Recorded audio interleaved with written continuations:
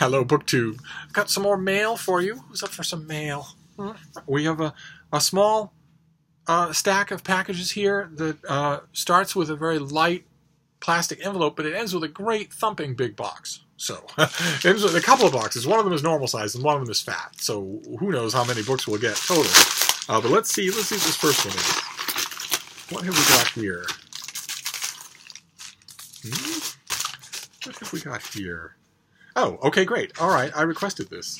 This is coming out in April. This is Ann Beattie's new novel, A Wonderful Stroke of Luck. A razor-sharp, keenly felt new novel, a 21st century book by Ann Beattie, and about the complicated relationship between charismatic teacher and his students and the secrets we keep from those we love. I don't think I have a pub sheet here. No, I don't. At a boarding school in New Hampshire, Ben is taught by Peter Leverdier, an enigmatic, brilliant, yet perverse teacher who instructs his students not only on how to reason, but in how to prevaricate. As the years go by, Leverdier's convert, as well as overt instruction, lingers in his students' lives as they seek some sense of purpose or meaning. Ben feels the pace of his life accelerating and views his intimate relationships as less and less fulfilling. There seems to be a subtext he's not able to access. And what, really, did Bailey Academy teach him? So, I have a sort of a lukewarm relationship with this author, but I'm always willing to try something else. So this will be in the new year, and we'll see what we make of it. All right, now the bean is up off the bed, so she will probably jump for this.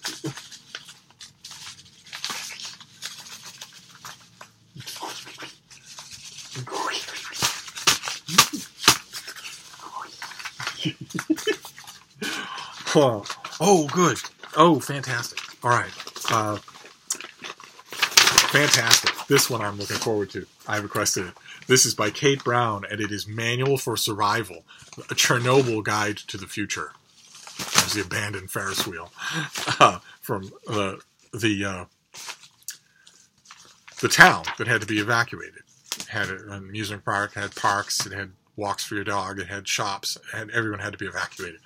And it just sits there as the world's most dangerous ghost town. Let's see, this March will mark the 8th anniversary of the Fukushima nuclear disaster in Japan, where a nuclear power plant was decimated by a tsunami and released high levels of radiation, the worst nuclear incident since Chernobyl in 1986. The anniversary will be a moment to reflect on how far we've come to protect ourselves from future incidents like Fukushima or Chernobyl, and how far we still have to go.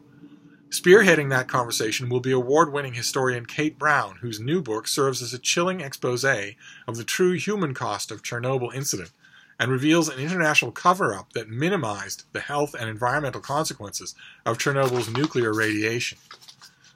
Through groundbreaking archival research and interviews, Brown uncovers accounts from the doctors and scientists in Ukraine, Russia, and Belarus who dealt with the Chernobyl aftermath directly. She reveals how scores of Soviet scientists, bureaucrats, and civilians documented stunning increases in cases of birth defects, child mortality, cancers, and a multitude of diseases linked to Chernobyl. For decades, international scientists and diplomats tried to bury or discredit this evidence.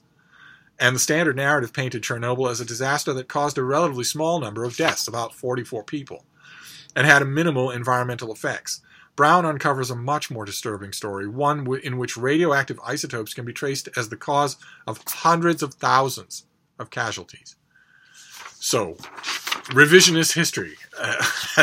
And as I've mentioned on this channel a few times, there's one of the absolutely thrilling aspects of reading nonfiction that does not have a parallel in reading fiction is books like this. Revisionist history. Like everyone else, I also imbibed that standard picture of Chernobyl, that despite the secretiveness and the compartmentalization of information flow in the Soviet Union, it was a near miss. We got off lightly. I've read so many books that said that we got off lightly with Chernobyl. And it caused me a little skepticism, because of, that what defined lightly, there was a massive cloud of radiation released into the atmosphere. But this author is saying that none of that was true, and that the hundreds of thousands of fatalities can be linked directly to Chernobyl, not some down the stream chain of events results, but directly resulted. So I can't wait to read this. I will read it in the new year. I think we've already seen one Chernobyl book scheduled for next year, and this is another one. I think there's one more that's also scheduled, and we had one last year. We had Serhiy Ploki's book on Chernobyl, so I'm getting to read more and more of it. That also is a great thing about reading nonfiction, is that every new account that you get not only puts you on firmer ground in terms of what you know and don't know, but makes you more eager to have what you know and don't know challenged. It takes the egotistical investment right out of the equation, or it should. Some people read nonfiction incorrectly. They read it ineptly. They read one version of something that they like, and then they just stick with that against all comers. I try not to be that kind of person, so I can't wait to see what this book and other Chernobyl revisionist accounts have to say. But anyway, let's move on. Get this next one here. You up for another one, Bean? That's what I like to see. What is...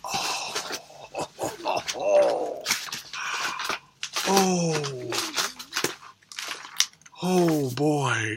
Okay. Oh, all right. This is a paperback release. Oh, fantastic. When does this come out? This comes out next week. This is another big, beautiful $20 paperback. This is Thomas Childers' The Third Reich, A New History, in paperback. Thank God they kept the beautiful cover design. And this is just going to... Look at that. Oh, that is just... It's this matted, textured paper. How wonderful. I scanned it immediately for blurbs, but it has no blurbs either from me or from the Christian Science Monitor, or just anybody. But it does have lots of blurbs, and it was really, really good. And so I read every new history of the Third Reich that comes out, and I hold some of them against very high standards. Some of them are there are a couple that are just tremendously good, and this is one of them. I heartily recommend it. So this is going to be another one, like where is it? Like that big Toscanini biography that we saw. This is going to be another paperback that's coming out in your bookstores that is worth your time. If you missed the hardcover, you'll enjoy reading this. Wow. Okay. Great. Fantastic. All right. Let's see what's next here. Cardboard. If she's willing, I'll hold her up for the camera. If she's not feeling much like jumping around. Okay. All right. This is a November release. We saw the advance copy. This is Colin Jones, his little book on Versailles, History of Versailles. I read the advance copy that I got. I liked it well enough, but it didn't do much for me.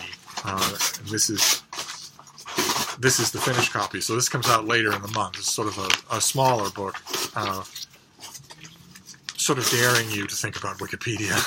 And then it's written with a little more expertise than that, but it's daring you. When you get this small, you start to wonder, at least I would. I would look at something like this and say, well, okay, what will this tell me that I can't learn in the same amount of time online if it's like this size? Because you can't do something that's 100 pages long, you can't do any serious research. You're not obviously going to do that in a book like this. A History of Versailles that was 800 pages long, I wouldn't even think about saying such a thing, but even so, I read the advance copy, and it seemed more of a trot than a serious inquiry. So, you have the finished copy. Maybe I'll give it another try. It won't take more than an hour.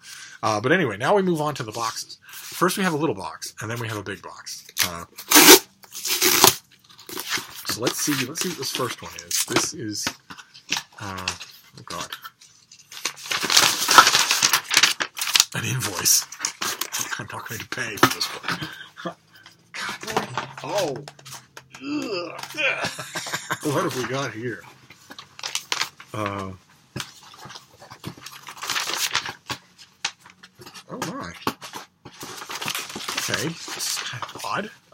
This is out already. This is by Colleen McDonald, and it is Sister Saints, Mormon Women Since the End of Polygamy, from Oxford University Press. I guess, didn't we see a book on this subject? Was it the same book? Maybe it was. I think it was. Okay, well, this is the finished copy of of a book about Mormon women. Stereotypes of Mormon women are frequently the most dominant facets of the modern world's impression of this religion. Though polygamy has been banned in Mormon practice for more than 100 years, its shadow obscures Latter-day Saints women to this day. I swear there's another book on this subject at the same time. And these fallacies are examined in detail here in this book. Never before has a complete history of the women of the Mormon Church been presented in its entirety. From the Mormon women who received the right to vote over 50 years before women's suffrage, to women in the 21st century who live outside North America, expanding their faith on the global front. Okay, so this comes out. This comes out on November 2nd. It's out already from Oxford University Press.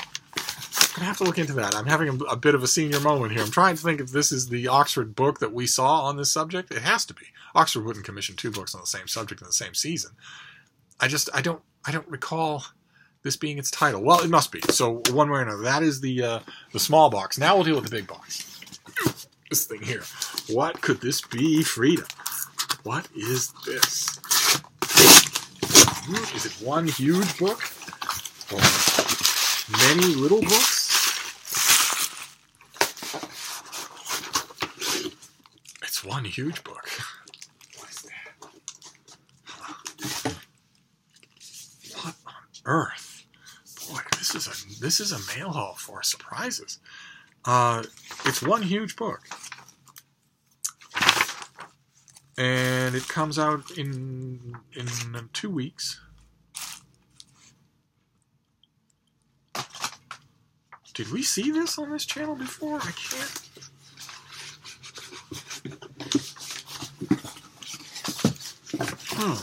Okay, we might have seen this on this channel. I can't remember. I sometimes forget if I've seen it on this channel or if I've seen it in a newspaper, at the Boston Globe or the Christian Science Monitor. Anyway, this is by Ingrid Sishi, and it is Nothing is Lost, Selected Essays, in a big hardcover. This is wider as a hardcover than a normal hardcover.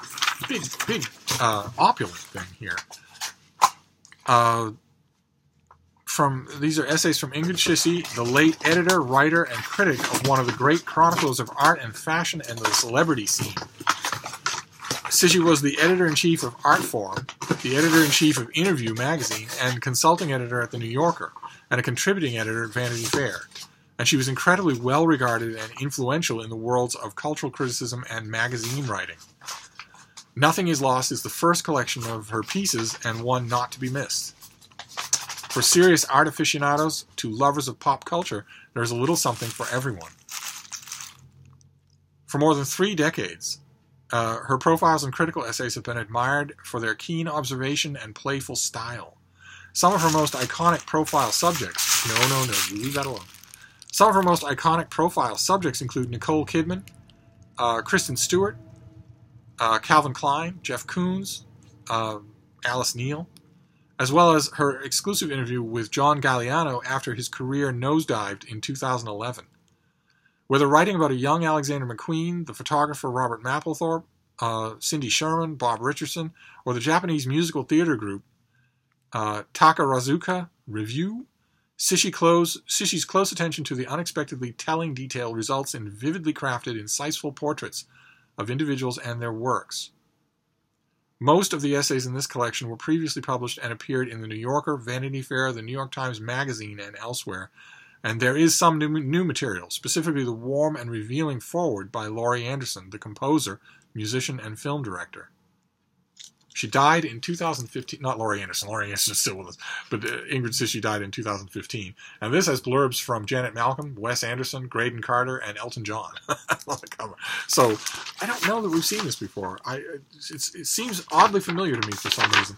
But wow, there you go. All right. Well, I'm sure that I have. If the span of publication is as advertised, I'm sure I have read some of these pieces. But now I get to read a block of them, and will right away. So this mail haul was full of stuff that I intend to get to right away. So we've got Nothing is Lost, the selected essays of Ingrid Sishi. We have Sister Saints, about women in the Mormon Church. I have a little book on the history of Versailles. We have such a thrill. Children's History of the Third Reich in a beautiful paperback. We have Manual for Survival by Kate Brown, a revisionist look at what happened at Chernobyl and what is still happening at Chernobyl and because of Chernobyl. And finally, A Wonderful Stroke of Luck by Ann Beatty, her novel for the new year. So that is our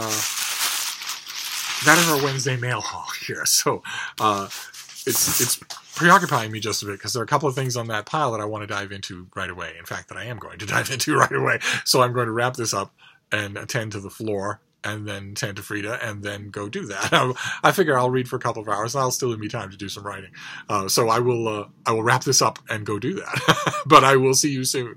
Thank you, BookTube.